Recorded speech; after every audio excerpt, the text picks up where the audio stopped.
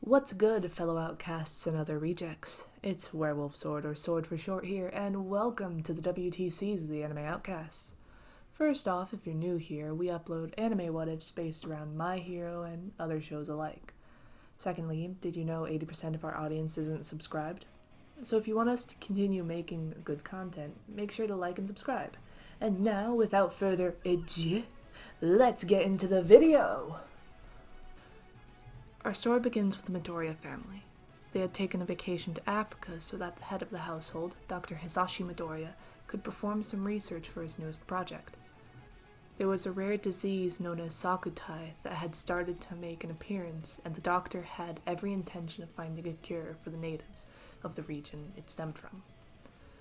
Thankfully, he wouldn't be alone, thanks to his wife and lab assistant Inko Midoriya being there to help him out. Both of them had discovered that there was an animal in the jungle that was completely immune to the disease, a rare green-capped monkey in the center of Lamamba. Using many samples of DNA that had been gathered from the creature, they had finally begun working on a cure.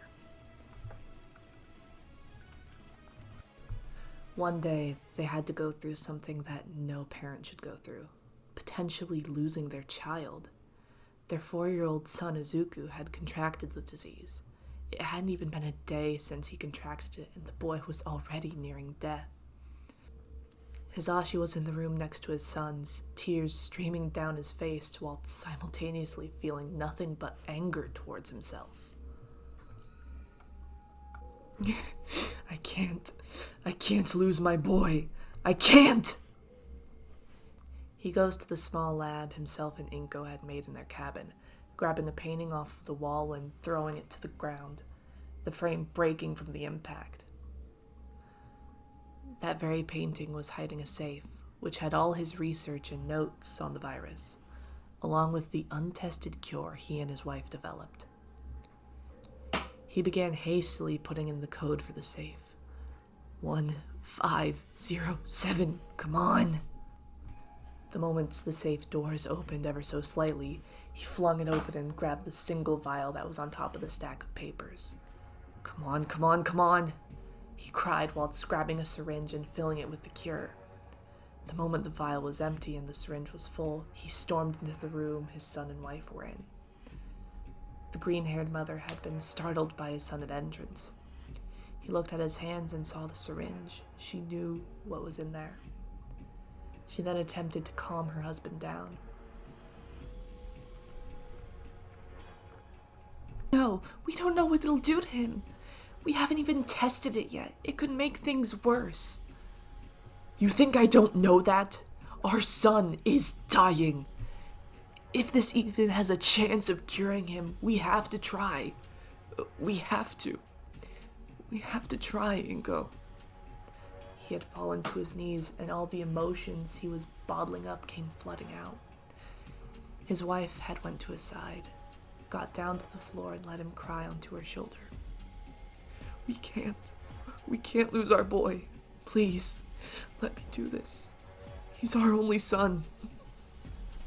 Inko slowly took her husband's hands and looked at him with a tearful smile. Okay, but we do it together. They both went to their son's side. Inko had sat down next to him, holding his hand whilst Hisashi administered the serum.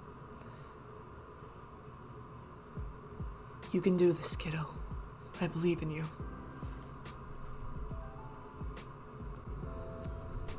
The two parents retreated to the living room and awaited the results of the serum.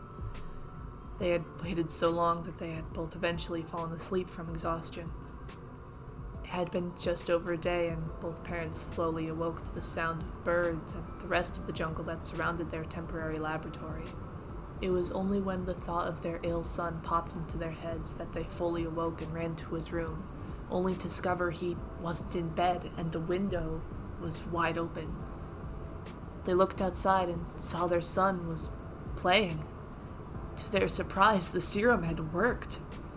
Although they noticed something wrong with their son's appearance, it had changed drastically. His ears were pointy and his skin and eyes had changed from their usual color to a shade of green. young boy had seen his parents staring at him in awe, and with all his excitement he screamed at them. "Mom! Dad! Look! My quirk! I got my quirk! Isn't this awesome?" With an incredible leap, the boy flew through the air. He climbed one of the trees and began maneuvering from he'd been doing it for years. His movements were fluid. There was no sign of him falling or losing his balance. They were similar to that of a monkey. His parents just watched in amazement. They couldn't believe that not only was their son cured, but it even gave him powers. "Hisashi, this is incredible! Our cure worked!" She stopped when she saw her husband look down at the ground in shame. "Hisashi? What is it?" Without looking up from the ground, he responded to his wife. "Destroy it. Every last trace of what we've done here." "But why? We finally found a cure for all those who are sick." "If someone were to find out what the cure did, they'd use it as a weapon. I didn't become a doctor to make weapons. I did it to make the world a better place.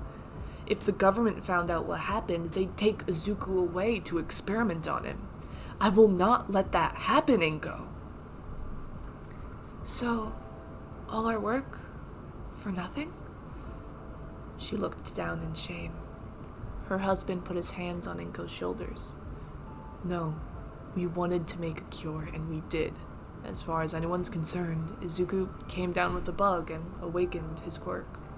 No one has to know, especially Izuku. We can leave tomorrow and leave all of this behind us."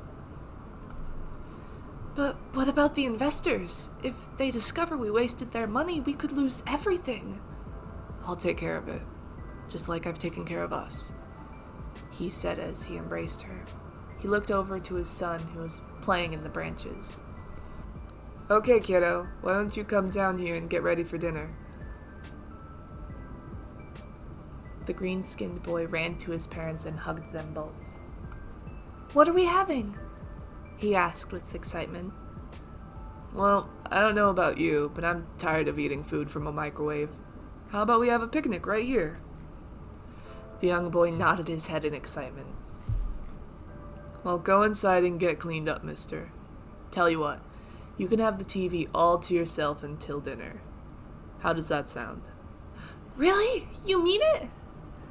The boy's father ruffled his hair and smiled. "That's right, all yours." Izuku ran inside and immediately sat in front of the TV, putting on a nature documentary.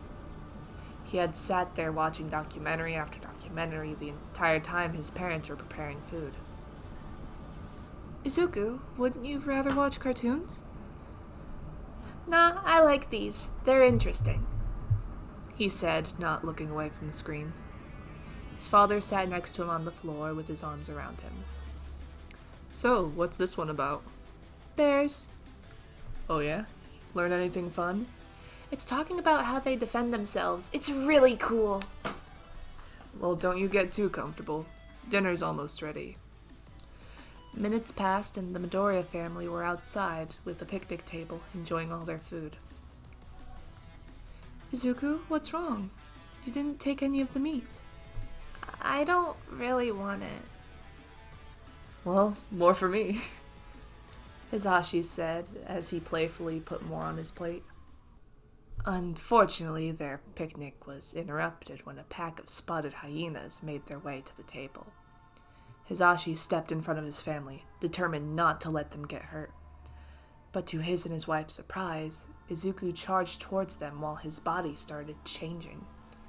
He'd grown more than twice his size, green fur covered his body, his clothes began to tear while his shape also changed. Until all that was left was a large green bear who scared away the hyenas with his angry roars. As they ran off in fear, the bear turned towards the husband and wife, and it smiled. Izuku? Thanks, outcasts and rejects, for watching till the end of the video. If this video gets to 80 likes in 2 weeks, we'll continue the series. Other than that, if you have any questions about the series or the channel, or just want to say hi, sound off in the comments, or feel free to join our Discord. This has been Werewolf Sword, or Sword for short, signing out.